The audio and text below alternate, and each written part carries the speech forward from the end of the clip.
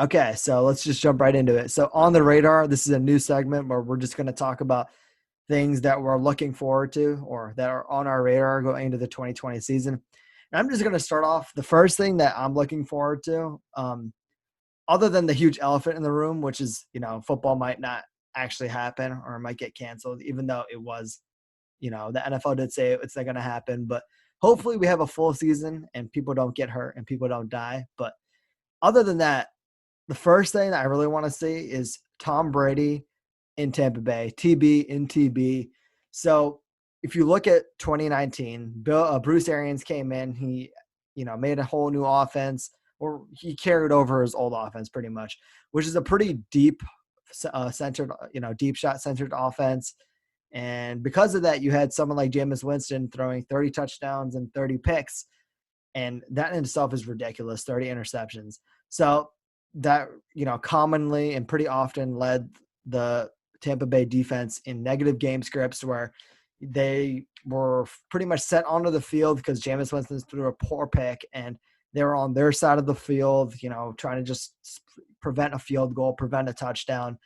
And I just think that adding Tom Brady, you're probably going to have to change the offense a little bit because he's more of a short mid-range passer. He's not really the same cannon. He doesn't have the same athletic, ball, I don't know. You know what I'm trying to say? He doesn't have the same deep ball that he used to have, but he's still really good at the mid-range and short-range game. And I think Bruce Arians is going to change up the offense for him pretty well.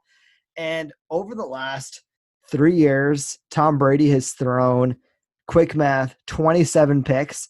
And if you include 2016, where he was coming off Deflategate, I believe, he threw a whopping, I think it's 28 picks in his last 4 seasons, which is, 4 years. In 4 years, he's thrown less picks than Jameis Winston threw in one season. Less negative game scripts, less turnovers, less sending out your defense in bad positions, trying to hold off teams from scoring field goals when they're already in that enemy territory. I'm just really looking forward to see what happens to Tom Brady and whether or not he's going to be the same level of greatness without Bill Belichick. We're going to see whether it was more Tom Brady, more Bill Belichick, if they're both equally great, which is what I really think it is. They're both very smart people and really good at their designated jobs. But I'm just really interested to see Tom Brady in another team. And I hope he doesn't wreak havoc in the NFC. I am an Eagles fan, and the Eagles are in the NFC. So I'm hoping he doesn't go crazy, but I'm really excited to see Tom Brady in 2020.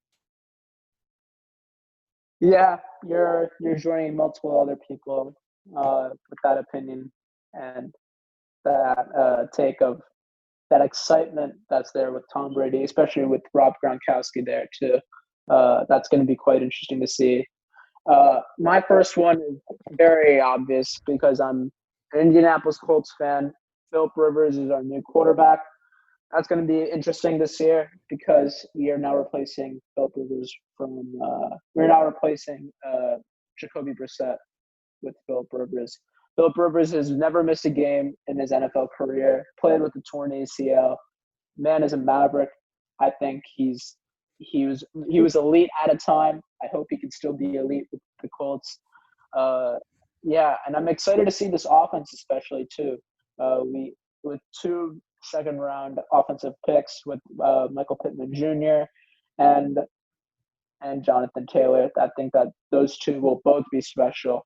And I know, especially and I've been doing some fantasy football drafting. I'm seeing the hype that's really there in Jonathan Taylor. And I've been looking at a couple of films from him, and I think he's the real deal for sure. And I know you were really high on him, Marie, had him as your number 1 running back entering into the draft. And now I can see really why you had him there. And he's quite special. And I know that running back may not be the biggest need because Marlon Mack just came off a 1,000-yard rushing season.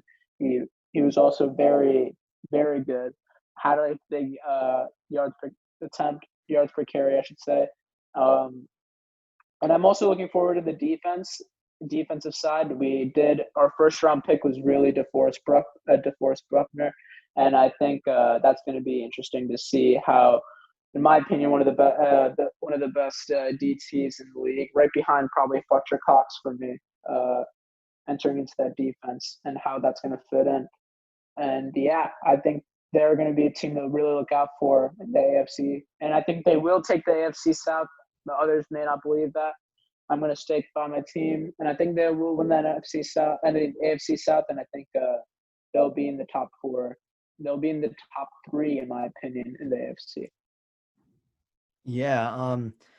Quick thoughts about that. So Frank Reich is a really amazing coach. And I think people are forgetting that this team beat the Chiefs last season. So they had the talent and they had the coach. They were just sort of missing a consistent quarterback who wasn't Jacoby Brissett isn't terrible by any means, but he's not, an above average starter who's going to win games for you and he's going to help carry your team. And Phillip Rivers, he's probably not the same guy that he was one or even 2 years ago. He's probably going to throw some picks that he shouldn't, but just overall, he's a better quarterback than Jacoby Brissett. So I'm excited because they have a very heavily talented team and they also don't spend that much money. So they always have a ton of money to spend on free agents. And this year they did spend a little bit by bringing in DeForest Buckner and signing him to a long-term deal. I'm excited for the Colts. So great for first on the radar take for you, Amal. My second one that's really fascinating to me is Tom Brady's old team, Cam Newton. So they signed longtime Panthers quarterback, former first-round pick, former MVP, former offensive rookie of the year, Cam Newton. And Cam Newton, I don't know if you listened to my solo podcast, but I heard lots of Instagram comments were saying things like he can't fit the Patriots system. And, he's not going to mesh with the Patriots way. He's just too flamboyant.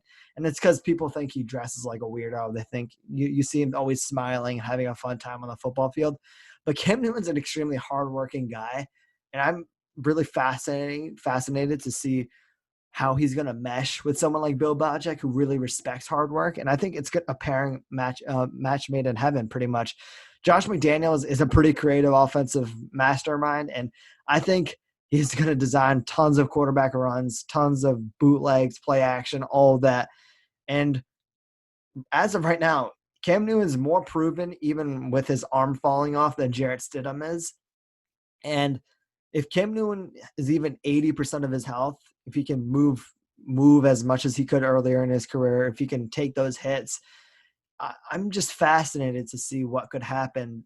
Everyone thought this year was going to be the Buffalo Bills year, and maybe the New York Jets could come in, make a surprise run in the AFC East finally. But the Patriots might be here to stay. And if Cam Newton works out, he might sign a long-term deal. So this is on my radar, not only for 2020, but in future years. I just am really excited and fascinated to see what will happen with Cam Newton in New England and whether or not it'll work.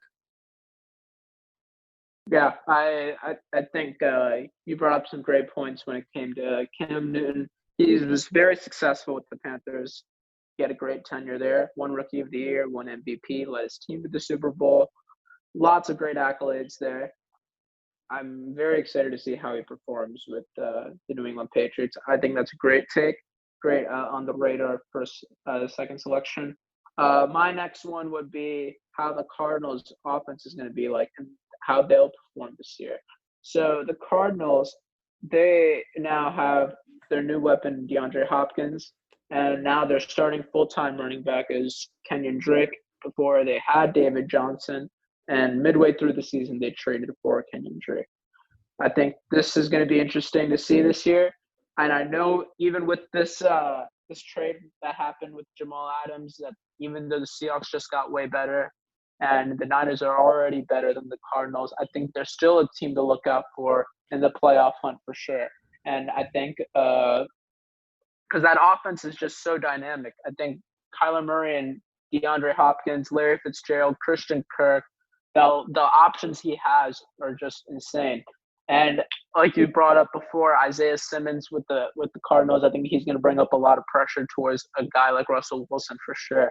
And I'm really looking forward to see how the Cardinals perform this year with this new offense and how Cliff Kingsbury is going to be in his second year and really prove his stripes as a Sean McVay protege.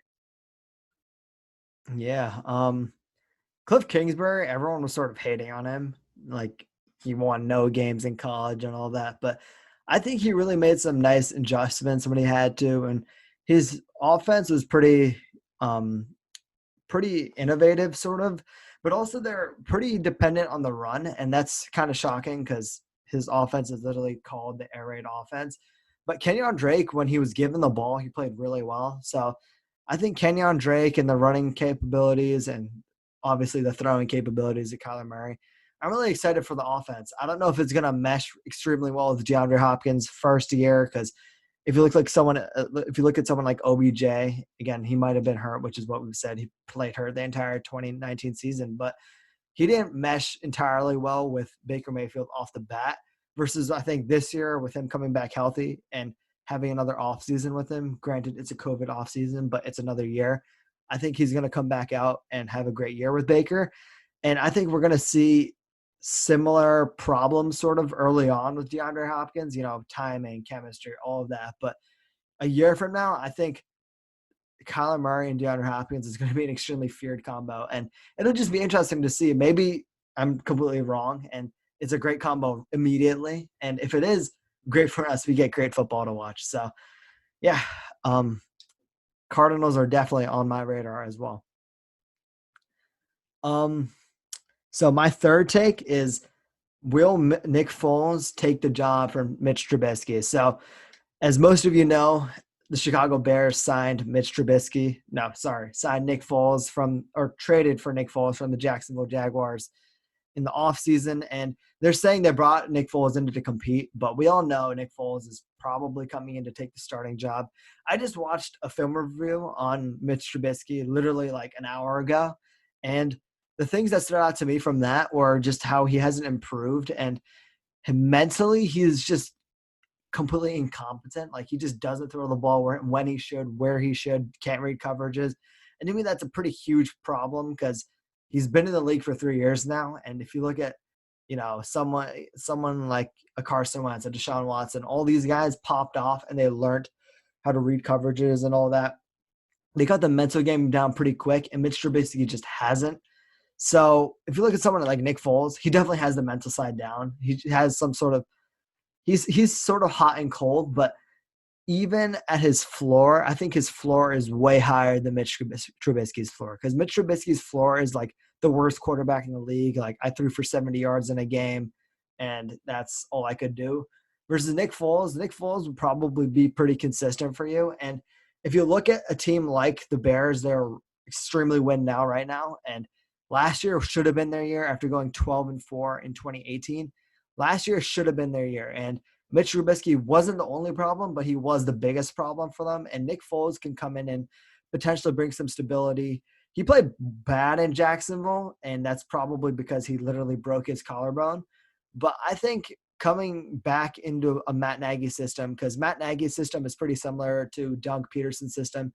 And Nick Foles also played under Matt Nagy in Philly, like 2011, something like that, like 2014, 2013. And he knows Matt Nagy. He probably knows the basics of the offense. I'm excited to see if Nick Foles would take the job because as an Eagles fan, I love me some Nick Foles. Yeah, I also like this on the radar selection. I think the Bears were definitely a letdown team this past year. I think everyone had them in the top 10 as a team because they performed really well, except they missed the kick in the playoffs in 2018. So otherwise, I had them going to the NFC Championship game. I thought they were a really strong team, and Mitch Trubisky performed very subpar. And I want to see how the change would be like, or I want to see Mitch Trubisky step it up. And if he can beat Foles, in my opinion, it'll show that he's not. It shows that he definitely has improved, in my opinion. Because I think right now, it's fair to say that I think Nick Foles is definitely the leading candidate for this job. So yeah, I think that's a great selection to read. Yeah, that's interesting that you said that from the Trubisky perspective as well, because he improved from his first year to his second year for sure, but he had a huge decline going into his third year. And if you can pick it back up and show that, I think he had a statement that he put out saying that Yeah, they brought in Nick Foles, but I'm still going to compete for the job. It's not his yet. So I think that point you brought up is pretty big. And if Nick Foles loses the job, it's because Mitch Trubisky improved. So either way, it's a slight positive to a pretty big positive for the Bears. Yeah, I agree. All right, so my next one has got to be the Falcons. I think the Falcons were such a disappointment this past year, but I think it's not to blame with Matt Ryan. Matt Ryan did the best he could. I think it's not to blame even with Julio Jones. It's not to blame with Calvin Ridley. It's not to blame with Devontae Freeman. It's not to blame with any of those guys. I think the simple blame has got to be the defense. The defense just simply injured. They were hurt. They played very sluggish. I know that for a fact. We saw that in games too.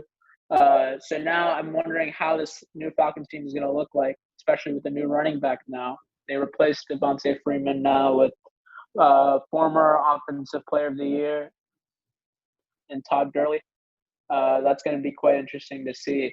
And Todd Gurley does have tendonitis still. He still has question marks of even playing this season. He's okay apparently with sitting out.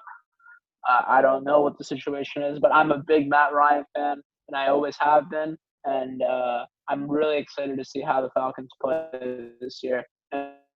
And yeah, I am looking.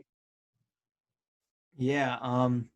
Just my take about that. I also really like Matt Ryan. I'm a huge Matt Ryan fan. I think he's one of the best quarterbacks of this era. And the fact that he sort of has to he plays pretty well every single year and pretty consistently well, but his defense always just either gets hurt or Dan Quinn can't put together a good scheme and players out of position, whatever it is. The defense always falls. So I'm I really like this one. I'm looking forward to the Falcons. I could honestly see three teams from the NFC South making the playoffs in 2020 if everything goes well for all of them. So, yeah, great take, Amal.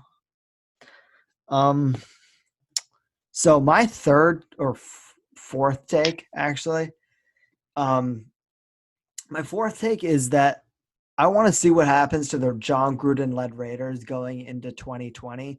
So 2018, right after they traded Khalil Mack, they had something like 13 sacks that they had on other opposing quarterbacks in 2020 or 2018. That improved to 32 in 2019, and they drafted someone by the name of Sam Hubbard, I believe his name was. And he came out there, and he came out with Clelin Ferrell out of Clemson, who was their first-round pick. And they played pretty well. And just John Gruden and Mike Mayock, the philosophy they have is they're bringing in a lot of leadership guys. They brought in, they signed Jeff Heath, which is a great pick for me, a great signing for me. They brought in Jason Witten. They're bringing in like these older guys to set up a good culture, and I'm really looking forward to it. And I think building a strong culture, if you look at a team like the Redskins, their culture is literally non-existent versus the Raiders. They're trying to build a pretty solid culture here. And year 3 of John Gruden, I'm looking forward to it. They went up 3 wins from 2018, from 4 wins to 7 wins, and they were in the playoff hunt at the end of the season, and they really didn't make it because they weren't good enough. But it was some weird, they needed like 4 or 5 games to go their way, but they were in the playoff hunt. Granted, the AFC is pretty weak, but still, they were in it. And I think with some small tweaks, if Derek Carr could potentially play slightly better going into year 3 with the John Gruden scheme, they drafted big name guys like Henry Ruggs. They drafted players like Lynn Bowden, who's a great, jack of all trades. I really like their draft picks. They just sort of have a philosophy. They draft guys that are really like almost underrated, and they sort of draft them too early almost. If you like look at most draft girls, like someone like Damon Arnett, who was also a first round pick, he wasn't really a guy you're seeing as a first rounder, but when you watch his film, he's just a very solid, reliable guy who's not really extremely flashy. He does have that high potential, but they draft like really solidly. And I think they, going into 2019 or 2020, you're going to see a really solid roster from the Raiders. I don't think they're going to make the playoffs. I think they're probably go 8 wins, I think is their ceiling, but they're just steadily improving. And I want to see if they could potentially make a playoff run if someone like Derek Carr somehow pops off. Yeah, I love that take as well, Arif. I think it's going to be very interesting to see how the new Las Vegas team is going to look like altogether. I think that's going to have a big impact. This new location, the new stadium looks sick, by the way. Mm-hmm. Uh, they have also Brian Edwards. I think you forgot to mention him as well. Yep, from South Tyrell Carolina. Williams. Yep, Tyrell Williams, and then they drafted Ruggs the speedster. I think they're definitely a team to still look out for. But yeah, I think I'm with you. I think 8 wins, 8 wins is probably a max for me. And I think it's just improvement. Yeah, you're right. I think I'm only looking out for improvement there. So my fourth one is probably going to be the Titans. So the Titans, they had a stellar, what should I say, postseason performance, and I want to see if they can repeat success. So this past offseason, they've re-signed Tannehill. They have not given Henry the money that he wants, so they franchise tagged him. Uh, They I'm did waiting sign to. him to a long-term deal, though. Yeah, that is true. Uh, but still didn't get the money, I guess. But I mean, it's fine. I think the Titans will still be fine for now. Uh, yeah, I want to see how they do. I'm interested to see how they're going to perform this upcoming year. Now knowing that defenses, I think the defenses around the league are going to look out for basically the Henry offense, which is he was their whole offense in the playoffs. So they're just going to mainly work on only containing him.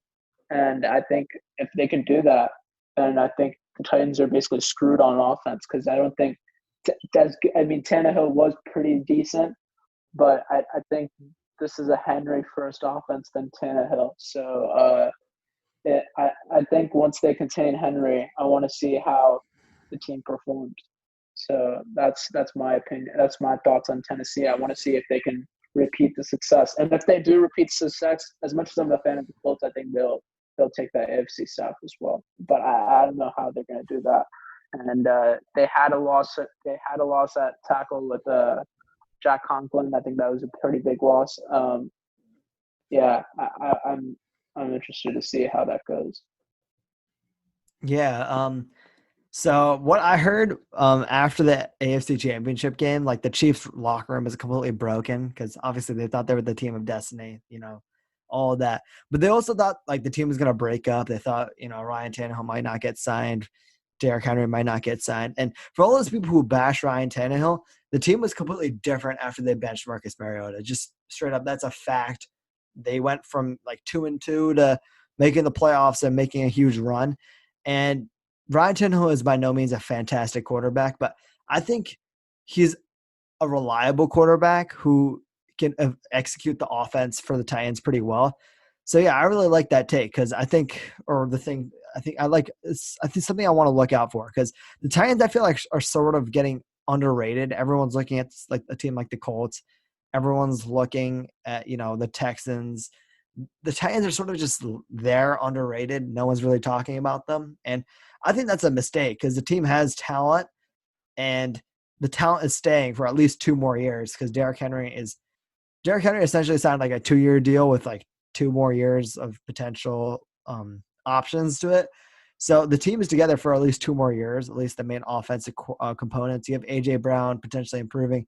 I like that a lot.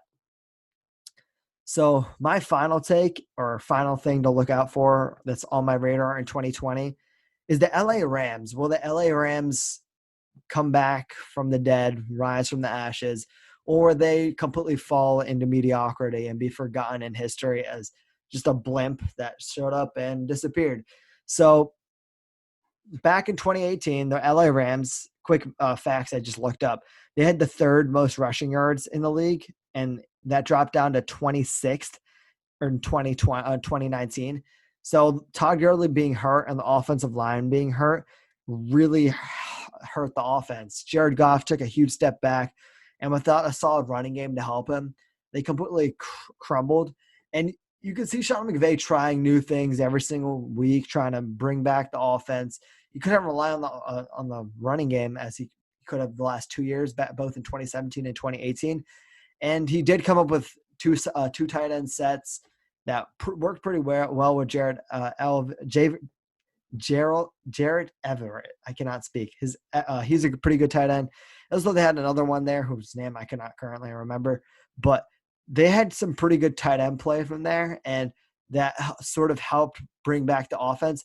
But at the end of the day, Jared Goff declined, and it's just a hard reality and the harsh truth that he got overpaid and then he completely declined.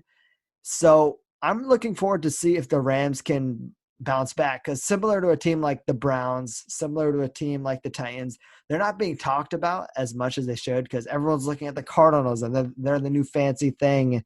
And the Seahawks just traded for Jamal Adams, so everyone's going to be on that bandwagon. And the 49ers just went to the Super Bowl, and they have the new flashy head coach and Kyle Shanahan, and they have great running backs, and they drafted Brandon Ayuk, and they have all those studs there, Nick Bosa.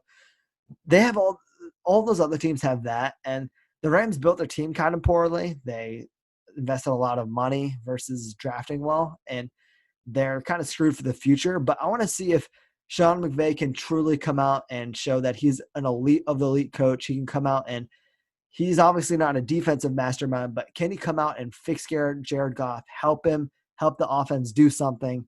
And can they go out there and surprise the league and win some games? To me, that's probably the biggest question, or at least the biggest thing that I'm looking forward to in 2020. Yeah, we have a really good friend that's a Rams fan. I mean, it's going to be very interesting to see how the Rams are going to perform this year. They did lose Brandon Cooks. I think that was quite a big loss, but they do still have Cooper Kupp and Robert Woods there, and they're both still great receivers. I think Jared Goff needs to really prove himself, though. I think if once he does that, goes back to how he performed in the year they made the Super Bowl. I think at a time he was an MVP candidate. I think if he goes back to playing at that level, he's going to be set. So yeah, that's what I think of that. Yeah. My last take, my last one will be Dallas, your favorite team, of course, right, Reed. So Ugh. my last take is going to be Dallas. They have their new receiver, CeeDee Lamb. Of course, their QB did not get the deal done. Dak Prescott. Uh, I mean, I'm interested to see how this one goes too. Dak is going to be an unrestricted free agent in 2021. This will be very interesting to see if he steps up, because if he does step up big time, there's going to be some big time money going to be out there in the free agency market. And I know the Cowboys are going to have to throw some big time money at him to keep him as well. Because I know for a fact right now, and Dak's brother, at least I can say, is pissed that they didn't get the deal done. They're working till the last second and they could not get the deal done. Yeah, I'm interested to see how Dak performs this year. Obviously, they have a great offense. Michael Gallup and CeeDee Lamb and Amari Cooper. That's great. Wide receiver tandem. And then I'm just very happy to see how the team is shaping on offense. Their defense is also good. I think they had some great defensive picks as well in the draft. I think they've definitely answered some needs there, but I think their only thing that I see as a weakness is their depth. I think we've talked about that multiple times throughout these podcast episodes. And I'm interested to see how Dallas does. I think they're definitely overall roster definitely got better from last year to this year, but I think it's still going to be interesting to see how it goes against, of course, the Philadelphia Eagles. And I think that's going to be their main competition throughout the entire season, as I'm pretty sure anyone could tell. But yeah, it's going to be a very close race. I personally think they'll win the division rather over the Eagles, but I mean, anything could obviously happen. Whenever I predict the Eagles are going to win the NFC division, the Cowboys win it. Whenever the Cowboys do, the Eagles win it. So, I mean, hey, whatever happens, happens. That's my thoughts on Dallas. I think if Dak steps it up, they're definitely. I think they'll win the division though. So I think I'm looking forward to see how Dallas does with the new weapons that Dak has. For me, the biggest worry about Dak Prescott is obviously he's not great enough to carry his team. We've seen that for multiple years. He's not that great against winning teams. And by paying him a ton of money, the Cowboys are essentially neutering their team because, yeah, they're great at handling the cap, but what are you going to do when don't have an offensive line? Your offensive linemen start retiring or, weapons, someone like Amari Cooper who, ask, or someone like CeeDee Lamb asks for too much money, you can't pay him. What are you going to do? Like Dak Prescott can overcome those, and paying him like a player who can overcome those difficulties is going to be a huge problem. But also the biggest side for me is that they were trying to make a deal work out in the last like hour of the deadline of the tag deadline. And that's crazy to me because they just didn't speak about it for months. And then suddenly they're trying to go full steam ahead, trying to make a deal. And to me, that's just showing that the Cowboys aren't all in on Dak Prescott. They have a new head coach, a new administration there. So, yeah, we'll see if the Cowboys can do anything. I don't know if they will be able to, but we shall see. The Dak Prescott Cowboys dilemma is definitely one of the more interesting things to see in 2020.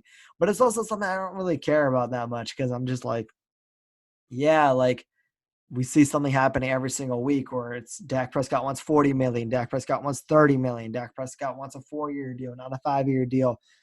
And honestly, it's kind of boring. I just want them to either sign the deal or let Dak Prescott hit free agency where he's going to get paid like an elite of elite quarterbacks. And he's probably going to end up not performing as well as he could have on Dallas. Because honestly, the best fit for him is Dallas. He fits that personality wise. He fits it pretty well.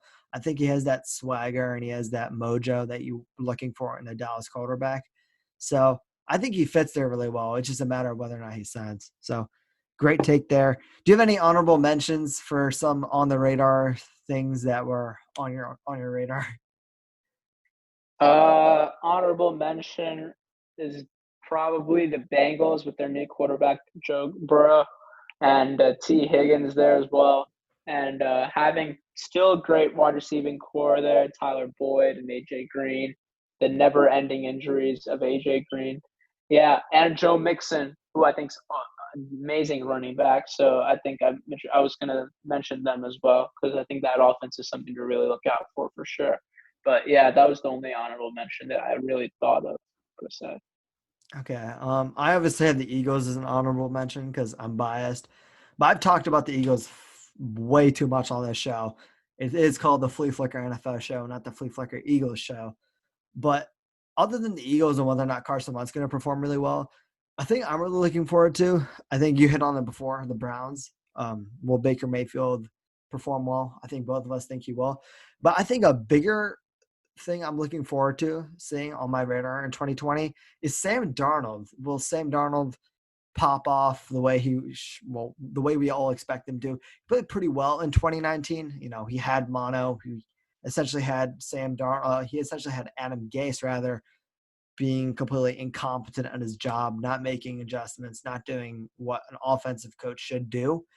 And I want to see if Sam Darnold can come into his third year, hopefully not have mono again, because that would extremely, derail everything that we're looking forward to. And people will start saying he's not injury prone, but infection prone, which is a whole other problem.